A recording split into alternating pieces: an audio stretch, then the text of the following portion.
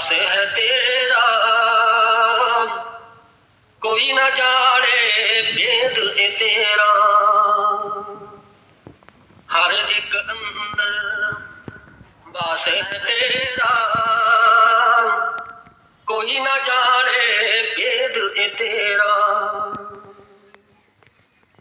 आपे ही शाह आपे मस्कीना आप ही कुदरत आप करीमा। आप ही दाता आप भिखारी आप ही रंग आप पुपारी। हर एक अंदर वास है तेरा कोई न जाने भेद ए तेरा।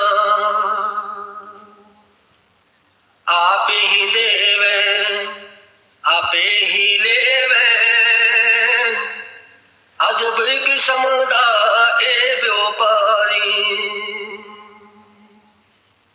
आप ही माली आपे फुलवाड़ा आप ही राखा तोड़नहारा। आप ही करता करने हारा गिनतियां विच मेरे हाँ विचारा। हर एक अंदर वास है तेरा कोई न जाने भेद ए तेरा।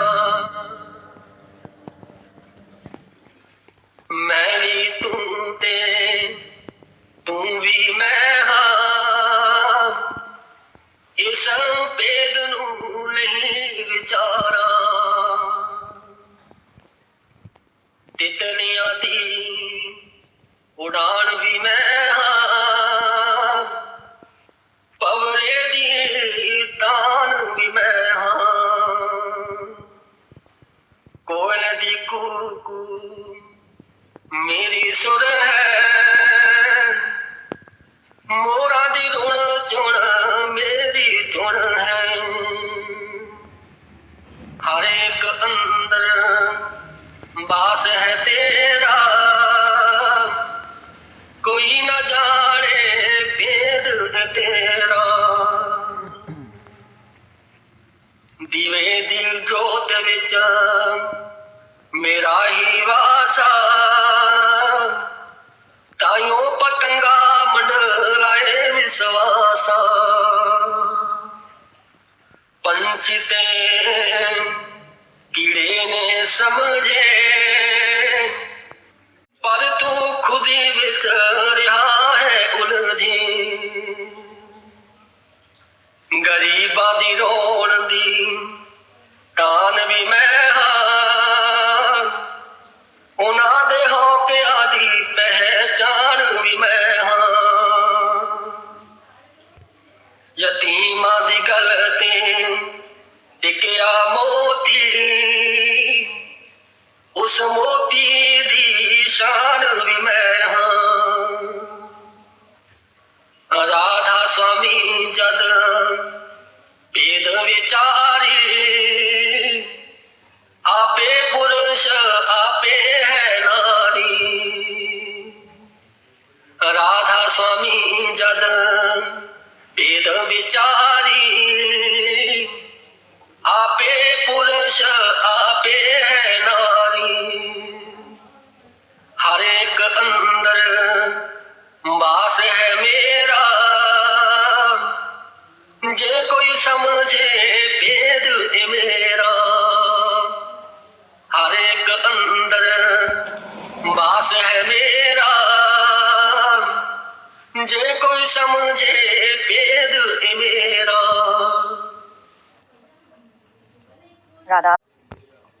राधा स्वामी जी, यह प्रश्न उत्तर शंका पुस्तक से लिए गए हैं, जिसमें परम संत बाबा केहर सिंह जी महाराज ने जिज्ञासुओं के प्रश्नों के उत्तर दिए हैं। राधा स्वामी जी, शंका अशंका प्रश्न संख्या 202। बाबा जी, जिसको हमने कभी ना देखा हो उससे प्यार नहीं हो सकता, फिर परमात्मा से कैसे प्यार हो सकता है, क्योंकि ग्रंथों में बताया गया है कि परमात्मा का कोई वजूद नहीं है।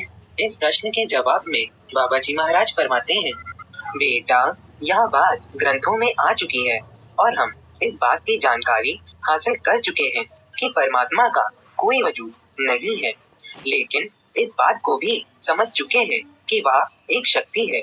जिन्होंने उसकी प्राप्ति की है, उन्हें मिलने से ही उसकी जानकारी हासिल हो सकती है। इसलिए हमें उनसे मिलना पड़ेगा जिन्होंने परमात्मा को पा लिया है।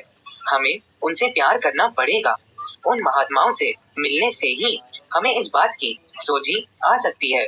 गुरु के बगैर हम परमात्मा के बारे में जानकारी हासिल नहीं कर सकते। संत महात्मा समझाते हैं कि इस 5 तत्व के शरीर द्वारा हम परमात्मा को नहीं देख सकते। भजन के समय गुरु का रूप अंदर में स्वरूप बनता है। उसकी जानकारी होगी। वह 17 तत्वों का है। 17 तत्वों का स्वरूप हमें शब्द स्वरूपी गुरु से मिलाएगा। वही परमात्मा का रूप है। उसे अपने आप ऐसा प्यार होगा जिसके टूटने का सवाल ही पैदा नहीं होता। प्रश्न संख्या 203। बाबा जी, मैं आपसे नामदान लेना चाहता हूँ। मुझे आपकी तस्वीरें बहुत अच्छी लगती हैं। क्या तस्वीरों का ध्यान करना ठीक है? इस प्रश्न के जवाब में बाबा जी महाराज फरमाते हैं, बेटा, बाहर की फोटो हमें इतना लाभ नहीं दे सकती। भजन के समय अंदर जो गुरु का स्वरूप आता है वही काम देगा। वह ही हमें कुल मालिक से मिलाता है। हाँ, इतना अवश्य कह सकते हैं कि यदि हम गुरु का स्वरूप भूल गए हैं तो बाहर की फोटो हमें अंदर गुरु का स्वरूप लाने में मदद कर सकती है, पर उससे बंधने की कोशिश मत कीजिए। प्रश्न संख्या 205। बाबा जी, क्या घर में गुरु की बहुत सी तस्वीरें रखी जा सकती हैं? इस प्रश्न के जवाब में बाबा जी महाराज फरमाते हैं, बेटा, हर इंसान की अपनी अपनी रुचि होती है। वह अलग अलग स्वरूप में अपने गुरु की फोटो देखने में रुचि रखता है। कोशिश यह करनी चाहिए कि नाम वाले दिन के मिलते जुलते स्वरूप की फोटो घर में हो। उससे भजन में मदद मिलती है। जिस दिन नाम लिया उस दिन यदि गुरु की दाढ़ी काली थी तो हमें सफेद दाढ़ी वाले स्वरूप में नहीं उलझना चाहिए। जिस दिन से हमने नाम लिया है उस दिन से वहाँ हमारा शब्द स्वरूपी गुरु खड़ा है। उसमें ध्यान रखिए, इसका पता अनामी देश में जाकर लगेगा। प्रश्न संख्या 206। बाबा जी, काल गुरु का रूप धारण करके भी अंदर में आ जाता है। अगर आ जाता है तो गुरु की पहचान कैसे की जा सकती है? इस प्रश्न के जवाब में बाबा जी महाराज फरमाते हैं, हाँ बेटा, काल गुरु का रूप धारण कर अंदर आता है। वह अंदर भी बहुत अड़चने डालता है। मौत के समय भी वह गुरु का रूप धारण कर आ जाता है। इस बारे में काल गुरु का रूप लेकर अंदर प्रकट हो जाता है। वह जीव को कहता है कि मैं ही तुम्हारा गुरु हूँ और तुम्हें लेने के लिए आया हूँ। इसी कारण किसी महात्मा ने कहा है, गुरु का निरख आँख और माथा, उसकी पहचान भी गुरु हमें बताता है। काल की आंखें सुनहरी होती हैं और उसका रंग लाल होता है। काल का माथा छोटा होता है और गुरु का माथा चौड़ा। जितना आपने देखा है उतना ही होता है। काल का माथा आम इंसान के माथे से बहुत छोटा होता है। काल आंखें नहीं झपकाता, गुरु आंखें झपकाता है। काल की आंखें सुनहरी होती हैं।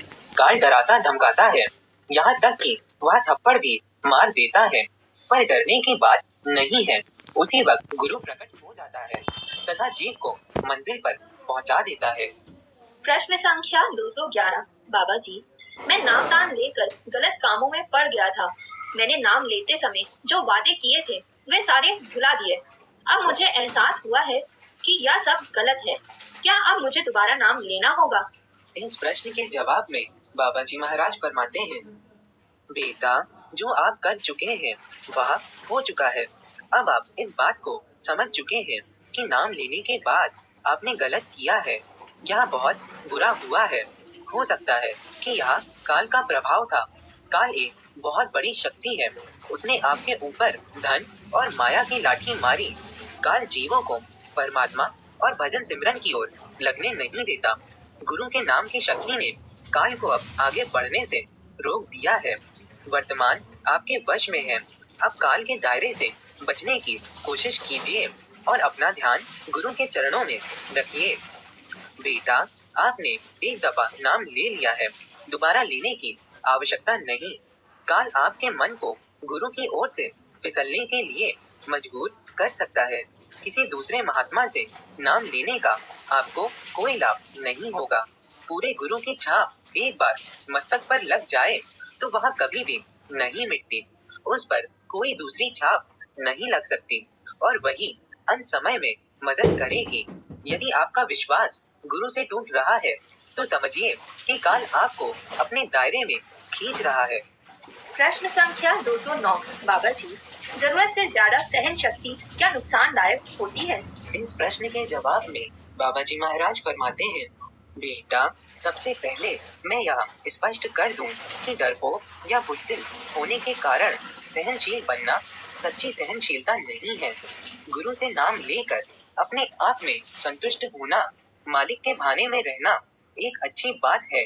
मन में गुस्सा रखकर इंसानियत के दायरे से हटकर यदि हम कोई काम करते हैं तो बाद में हमें पछताना पड़ेगा। राधा स्वामी जी। बाबा जी की प्यारी साथ संगत जी, राधा स्वामी जी। बिन सत्संग बूझ ना आवे, भाग बिना सत्संग ना पावे। काल जाल में फंसे जीवों के कष्ट को देखकर परम दयालु परमात्मा संसार में सद्गुरु के रूप में प्रकट होते हैं और जीवों को सत्संग के जरिए चेताकर उन्हें अपने आनंद धाम सचखंड वापस ले जाते हैं। नाम का भेद देकर सद्गुरु जीवों को जगाते हैं। जिसके बहुत ऊंचे भाग हों उसको ही संत सद्गुरु का सत्संग प्राप्त होता है। परमार्थ में असली सूरमा की पहचान हम जीवों की सिर्फ संत सद्गुरु जी ही कर सकते हैं और कोई विकल्प नहीं है। सद्गुरु जी हम जीवों को सत्संग, सिमरन व भजन के जरिए से पांचों विकारों काम, क्रोध, लोभ, मोह व अहंकार से छुटकारा दिलाने का प्रयास करते हैं। जिसको हर घट में परमेश्वर दिखाई देता हो और जिसने अपनी कमजोरियों पर विजय पा ली हो, वही परमार्थ में असली सूरमा है। सत्संग के द्वारा संत सद्गुरु हम जीवों के अंदर प्रेम व भक्ति जगाते हैं। सतमत की शिक्षा के लिए सत्संग में हाजिरी व सद्गुरु जी से प्रेम दोनों ही बहुत जरूरी हैं। सद्गुरु जी का प्रेम पाने के लिए कुमत को छोड़कर सुमति को धारण करना बहुत आवश्यक है। प्रभु प्रेमी दुर्गुणों को छोड़कर अच्छे गुणों को धारण करना शुरू कर देता है। परमात्मा के मिलाप के लिए मांस, शराब व नशे के पदार्थों का सेवन तो वर्जित है ही, इसके अलावा भी कई बातों का ध्यान देना आवश्यक है। क्रोध के स्थान पर क्षमा, लोभ के स्थान पर त्याग, मोह के स्थान पर वैराग्य और अहंकार के स्थान पर नम्रता। इसी प्रकार अत्याचार व जुल्म के स्थान पर दया व रहम को अपनाना पड़ेगा। ऊंची भावनाओं को ग्रहण करने के लिए विचार हम जीवों के ऊंचे होना आवश्यक है व निम्न कोटि व गलत भावनाओं का त्याग करना होगा। परमार्थ में उन्नति के लिए परमार्थी के दया में अपने सद्गुरु जी के लिए सच्चा प्रेम व विश्वास समाया होना अत्यंत आवश्यक है। हम जीवों की असल टेक सत्संग व सद्गुरु जी ही हैं। सद्गुरु व उनके द्वारा बताए गए साधन व मार्ग में अटल व अडोल विश्वास होना नितांत आवश्यक है। संत सद्गुरु जी ने हम जीवों पर अपार दया करके नाम दान की बख्शीश करके अपने मन को चुनौती देने के लिए कहा है। हम जीव प्रयास कर सकते हैं और अपने मन को समझा सकते हैं कि हमने अपना जीवन पहले ही बहुत बर्बाद कर दिया है। अब कुछ करके करनी शब्द को सार्थक करने का अवसर है। जन्म मरण से मुक्ति के लिए हुक्म को समझना होगा। इसके लिए सद्गुरु जी की दया चाहिए। हुक्म क्या है? सद्गुरु जी का दिया हुआ नाम का सिमरन, ध्यान, भजन व सत्संग की नियमित हाजिरी, झूठ फरेब से बचना व सत्य को संभालने की कोशिश करना। सत्य सिर्फ वह परमात्मा है, सद्गुरु जी है और मृत्यु है जो अटल है। बंदगी से जुड़े हर जीव की यह सोच कि किसी भी तरीके से प्रभु की दरगाह में मैं पहुंच जाऊं, लेकिन हम जीव जब तक आवागमन के कारण बनने वालों भोगों का त्याग नहीं करेंगे, जैसे झूठ, ईर्ष्या, क्रोध, लोभ, मोह, अहंकार आदि, इन सब में जीव जितना अधिक लिप्त रहेगा उतना ही अधिक 84 भटकता रहेगा। 84 से छूटने का सिर्फ एक ही तरीका है, वह है संत सदगुरु जी की शरण में रहना। गुरुमुखों के पास सच्चे शब्द की कमाई करने से, नाम की कमाई करने से मन में शांति भी आती है और संसार में रहते हुए 4 दिन सुख से कट भी जाते हैं। सदगुरु जी फरमाते हैं, जो कुछ भी आप जितना बांटोगे वही आपके पास बेहिसाब होगा। आप विचार करना जीव का काम है कि वह क्या बांटे, नफरत या प्यार। अगर जीव ईर्ष्या, नफरत, द्वेष यही सब बांटता फिर रहा है तो वह खुद ही नफरत का पात्र बन रहा है। यदि जीव खुशियाँ, सुख किसी को दे रहा है तो परमात्मा उसको बेहिसाब खुशियाँ, सुख देता है। प्रत्येक क्षेत्र में निजी प्रयत्न से ही उन्नति प्राप्त होती है। प्रमाद में भी संत सदगुरु जी के उपदेश को चित्त में बसाकर सच्चे नाम की कमाई की जाए तो महाराज जी की दया करते हैं और रास्ता आसान करते हैं। आज का संघर्ष कल का आनंद नहीं, बल्कि आज का आनंद पूर्वक किया गया कार्य कल का परम आनंद है। किसी भी कार्य को संघर्ष पूर्ण ना समझते हुए अगर आनंद पूर्वक व खुशी खुशी किया जाए, वह कठिन से कठिन कार्य भी आसान नजर आने लगेगा। संत सदगुरु जी हम जीवों की राह आसान करने के लिए ज्ञान मार्ग यानी नाम दान की बख्शीश करते हैं। सदगुरु जी दया का कोई वर्णन नहीं है। अगम देश में आने जाने वाले सदगुरु जी की महिमा अपरंपार है। जड़े जाल कर्म, पड़े भूल भर्म, धरे धर अधर्म, ना मरम ना सरम। जीव कर्मों के जाल में जकड़े हुए है, भर्मों में भूले फिरता है, अधर्मों में पड़े हुए है। ये जीव मर्म को नहीं जानते। जो मर्म को नहीं जानते, ऐसे अधर्मियों को लाज भी नहीं आती। तुलसी साहब फरमाते हैं, जो जीव वैभव व विलासिता का त्याग करके इनका मोह छोड़ देते हैं और मन को मोड़कर परमात्मा से लगा देते हैं, वे करोड़ों में एक हैं। राधा स्वामी जी। राधा स्वामी जी। गुरु प्यारी साध संगत जी, सतगुरु जी महाराज के हुक्म अनुसार आज हम उस विषय पर विचार करने जा रहे हैं जो अध्यात्म की ओर चलने का एक मुख्य अंग है, जिसके द्वारा हमारे कर्मों का बोझ भी कम होता है और सतगुरु की खुशी का कारण भी है। और वो मुख्य अंग है सेवा। सतगुरु बाबा परमजीत सिंह जी महाराज ने गद्दी नशीन होते ही हमें हमारे कर्मों को हल्का करने का या खत्म करने का एक समाधान बताया कि कर्मों के बोझ को कम करने का सरल तरीका है सेवा। सेवा के बिना एक शिष्य के, एक साधक के जीवन की कल्पना भी नहीं की जा सकती। सेवा एक सेवक द्वारा अपने गुरु प्रति अपने आप का समर्पण और उससे जुड़ी अपने चिंतन का एक मौन प्रगटावा है। लेकिन इस प्रगटावे में प्रदर्शन नहीं, बल्कि दर्शन होता है उस निस्वार्थ प्रेम का जो गुरु और शिष्य के संबंध की नींव होता है। सेवा किसी सुख या इच्छा पूर्ति के नतीजे प्राप्त करने के लिए कोई दौड़ नहीं है, बल्कि यह तो अपने आप में ही एक ऐसा परम सुख है जिसमें सब कुछ लुट जाने पर सेवक को अमीरी और भाग्यवान होने का एहसास होता है। दुनिया के हिसाब से परे है, दूर है सेवा का प्लस माइनस, जिसमें माइनस होने पर भी प्लस ही प्लस है, जोड़ ही जोड़ है, डिवाइड होने पर भी मल्टीप्लाई है, अर्थात भाग या बंटवारा होकर भी गुना ही 10 गुना है। लेकिन ऐसी स्थिति कब होगी, इसका भेद सतगुरु जी अपनी वाणी से दे रहे हैं कि सतगुरु की सेवा सफल है जो जिया करे चित लाए। सेवा अध्यात्म की ओर चलने का एक ऐसा अंग है, यदि इसका ज्ञान किसी को नहीं भी है, वो जीव तब भी कहीं सेवा करने का अवसर मिले तो इसे नहीं छोड़ता, हाथ से नहीं गवाएगा। सतगुरु बाबा केहर सिंह जी महाराज ने अपनी वाणी के जरिए समझाया है कि एक सिख के द्वारा अपने सतगुरु की, गुरु घर की गई सेवा वही सफल है जो जी जान से की जाए, दिल लगाकर की जाए। लेकिन यह भी है कि सेवा का फल तो मिलेगा ही मिलेगा, देर सवेर ही सही जरूर मिलेगा। किंतु जो सेवा निस्वार्थ भाव से प्रेम में डूब कर की जाए, उसका आनंद ही सबसे अलग है। कोई भी काम है, उसे करने के लिए एक विशेषता होती है जिसे शौक कहते हैं, रुचि कहते हैं। शौक बहुत जरूरी है कुछ भी करने के लिए। जब शौक से कोई काम किया जाता है तो काम बहुत सही ढंग से और सलीके से होता है। यही सतगुरु जी हमें आज ज्ञान बख्श रहे हैं कि सेवा में भी शौक होना लाजमी है। शौक, रुचि एक ऐसी विशेषता है जिसके कारण हमारे कार्य सफल होने ही होने हैं। और शौक से किया गया काम ऐसे है मानो समुद्र से मोती निकालना, अपने जज्बातों को प्रेम से सहलाना। लेकिन शौक कई दफा किसी गलत राह का पड़ जाए तो जीवन बर्बाद कर देता है। इसलिए अपने भले के लिए, अपनों के प्रेम प्यार के लिए, उनकी भलाई के लिए अपने शौक को सही दशा में ही यूज किया जाए तो हम सभी के लिए हितकारी सिद्ध होगा।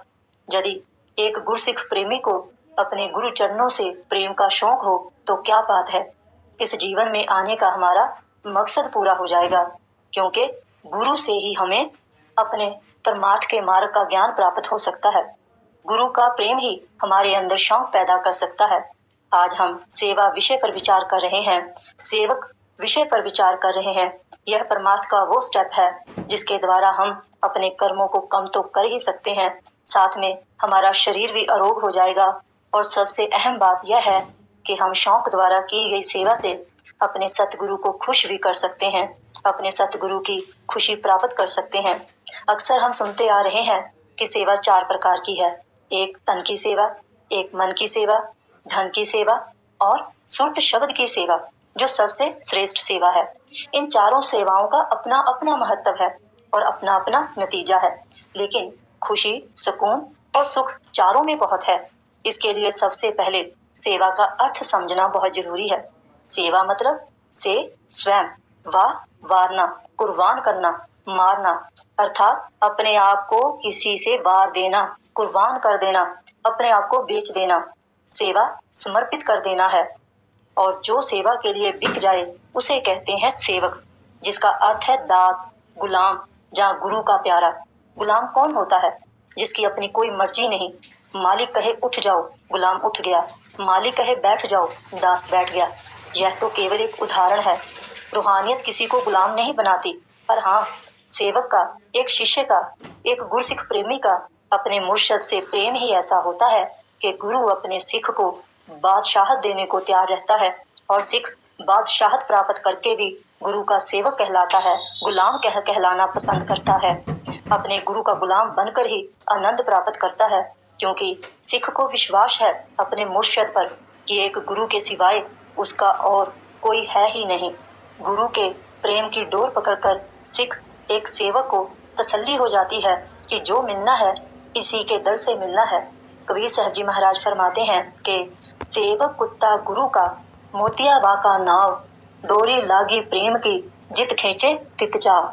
संत कबीर साहब जी महाराज हमें एक कुत्ते की उदाहरण देकर समझाने की कोशिश कर रहे हैं कि एक सेवक कैसा होना चाहिए। देखो, सेवा तो है ही, पर शौक से सेवा करने वाला चाहिए।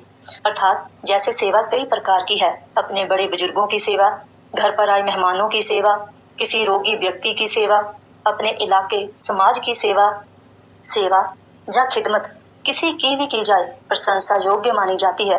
और नेक नियत से की गई सेवा कभी व्यर्थ नहीं जाती, इसका लाभ जरूर प्राप्त होता है। बात तो करने की है, सेवा करने वाला जरूरी है। दुनियावी तौर पर तो हम एक दूसरे के काम आ ही जाते हैं, जरूरत पड़ने पर दूसरों की सेवा भी करते हैं, परंतु रूहानियत में अपने भले के लिए हम कितनी गुरु घर की सेवा करते हैं, अहमियत तो इस विचार पर जरूरी है। संसार, घर परिवार की सेवा हम चाहे लोक लाज के लिए करें, चाहे अपनी प्रशंसा प्राप्ति के लिए करें, चाहे एक दिखावा मात्र करें, इससे किसी को कोई फर्क नहीं पड़ता। लेकिन महत्व तो, परिणाम तो उसी सेवा का है जो शौक और निस्वार्थ भाव से की जाए, अपने भले के लिए की जाए, जिससे हमारे लोक परलोक भी सवर जाए और हमारी की सेवा से हमारे दुनियावी रिश्तों को भी लाभ प्राप्त हो। तो वो केवल एक ही सेवा है और वह है अपने मुर्शद के श्री चरणों की, गुरु घर की, डेरे की सेवा, सुरत शब्द की सेवा। लेकिन यह भी है कि सतगुरु जी कभी भी अपने कर्तव्य को भुलाकर डेरे की सेवा को नहीं कहते। आप फरमाते हैं, जिस सेवा से किसी को दिक्कत आए, किसी का दिल दुखे, उस सेवा का कोई फायदा नहीं। गुरु की सेवा तो वही सफल है जो चित्त लगाकर की जाए, ताकि दुनिया भी खुश हो और हमारा सतगुरु तो हमारे द्वारा गुरु घर की सेवा के बारे में सोच रखने से ही खुश हो जाता है। देखो, वैसे तो दुनिया को कभी खुश नहीं किया जा सकता, पर एक सेवक के अंदर ऐसी भावना पैदा हो जाए कि उसकी सोच और शौक दूसरों को मजबूर कर दे खुश रहने के लिए। एक पूर्ण गुरु का सिख ही ऐसा सेवक है जो किसी को तकलीफ में नहीं देख सकता, जिसकी ऐसी सोच के कारण उसको सहलाया जाता है। सेवक को गुलाम इसलिए कहा जाता है क्योंकि उसकी लगाम गुरु के पवित्र कर कमलों में होती है और सेवक ने यह गुलामी खुशी खुशी कबूल की और वह गुरु का गुलाम सेवक दास बन गया। यह सेवकी भी किसी किसी भाग्यवान को ही नसीब होती है। यह हर किसी के बस की बात नहीं। हमने देखा ही है कि एक कुत्ते को अगर रोटी का एक टुकड़ा डाल दिया जाए तो वह किस प्रकार उस जीव के पांव में झुक जाता है, लाड करता है। एक पालतू कुत्ते को देख ले, कैसे मालिक के आगे पीछे घूमता फिरता है। यदि मालिक उसे मार भी दे तब भी वह उसी के पास जाता है, अपने मालिक को देखता रहता है कि कब मेरा मालिक मुझे अपने पास बुलाएगा। जब मालिक उसे प्यार से देखता है, अपनी तरफ आने का इशारा करता है, उस वक्त उस कुत्ते की हालत देखने लायक होती है। बहुत ही सुंदर दृश्य होता है। मालिक उसे एक जंजीर या रस्सी से बांधकर जिधर चाहे ले जाए, वो उसके पीछे पीछे चला जाता है। आजकल तो सोशल मीडिया पर अक्सर देखने को मिला कि मालिक स्वयं फोन लेकर चला जा रहा है और उसका डोगी अपने मुंह में आप ही अपनी रस्सी, अपनी जंजीर पकड़े उसके पीछे पीछे चल रहा है। एक विचार है कि वो कुत्ता एक तरह के अपने मालिक की गुलामी से आजाद है। वह चाहे तो भाग भी सकता है, पर नहीं, शायद उसे पता है कि उसका भला आजादी में है या मालिक के बंधन में है। इसी प्रकार सेवक है। यह भी है कि हमारे गुरु ने हमें गुलाम नहीं बनाया, हमारे सतगुरु ने तो हमें हकदार बनाया है। अपने प्रेम का, अपने प्यार का हमें हक दिया है, उस अधिकार का जो हमारा कर्तव्य भी है और धर्म भी। अपने गुरु की गुलामी जहाँ सेवकी हमने स्वयं कबूल की है, क्योंकि हमें भी पता चल चुका है कि हमारा भला किस में है। मेरे सतगुरु की नौकरी सबसे अच्छी है और सबसे खरी है, इसमें किसी को कोई स्वार्थ नहीं। सतगुरु को तो हमसे बिल्कुल कोई कर्ज नहीं। यह सब दुनियावी रिश्तों में चलता है। गुरु शिष्य के रिश्ते में केवल हक है, अधिकार है, प्रेम है, प्यार है, अपनापन है और कुछ नहीं। यह तो हमारा फर्ज है कि जिस प्रकार हम अपने दुनियावी कामों को जिम्मेदारी समझकर निभाते हैं, इसी प्रकार गुरु घर की, अपने डेरे की सेवा को भी एक जिम्मेदारी समझकर निभाएं, मन तन धन से निभाएं। एक लड़की की उदाहरण ले तो शायद हमें समझ आ जाए। एक लड़की शादी के बाद जब ससुराल जाती है, एक पति को खुश रखने के लिए कितने रिश्तों को कर्तव्य समझकर निभाती है। परिवार के सभी सदस्यों को खुश करने में लगी रहती है, केवल पति का प्रेम पाने के लिए और अपना फर्ज निभाने के लिए। सुबह सबसे पहले उठ जाती है और घर का पूरा काम समाप्त करके फिर रात को सोने जाती है। और कई बार क्या होता है कि उस लड़की को अपने पति जिनको वह खुश देखना चाहती थी, उनकी एक बात सुनने को मिलती है, तुम सारा सारा दिन घर में क्या करती हो। यह सुनकर उस लड़की को कितनी तकलीफ होती होगी, यह तो वही जानती है। लेकिन मेरे सतगुरु के घर ऐसा नहीं होता, ऐसा कुछ भी नहीं। किसी के द्वारा उठाए गए एक तिनके की भी कीमत मेरा सतगुरु अदा करता है। सेवा को तो बाबा जी महाराज नगद का सौदा फरमाते थे। साध संगत जी, निस्वार्थ सेवा चाकरी वही होती है जहाँ हम अपनापन समझते हैं कि यह मेरा है। फिर क्यों ना अपने गुरु घर को अपना समझकर सेवा करें।